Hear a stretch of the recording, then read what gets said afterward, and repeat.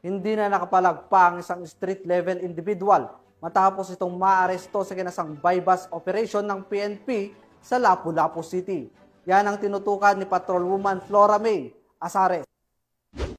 Matagumpay na naaresto ang isang street-level individual matapos itong mahulihan ng 34,000 pisong halaga ng hinihinalang Cebu sa inilunsad na bypass operation sa Zone 2 Barangay Buaya, Lapu-Lapu City, Cebu nitong ika-27 ng Agosto ng taong kasalukuyan.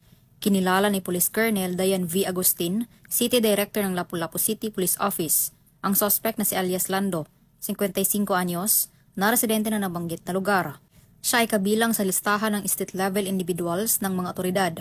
Dakong alas 12:35 ng hating gabi nang magsagawa ng bypass operation ang operatiba ng City Drug Enforcement Unit at City Intelligence Unit na kung saan naaresto ang nasabing suspect.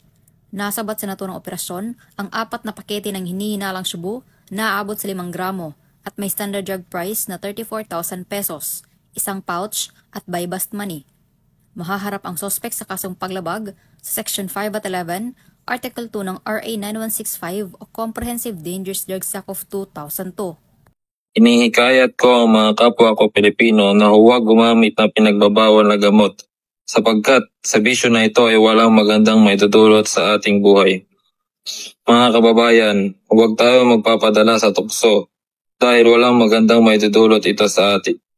Masisira lang ang inyong buhay at ang inyong pamilya ng dahil sa bawal na gamot. Sa paggamit at sa pagbenta ng bawal na gamot ay pwede kang makulong at yun ang magiging katapusan ng inyong mga pangarap at paglayo ng mga taong mahal nyo sa inyong buhay. Mula dito sa Central Visayas, ako ang inyong Police News Network Correspondent, Patrolwoman Flora May Asares.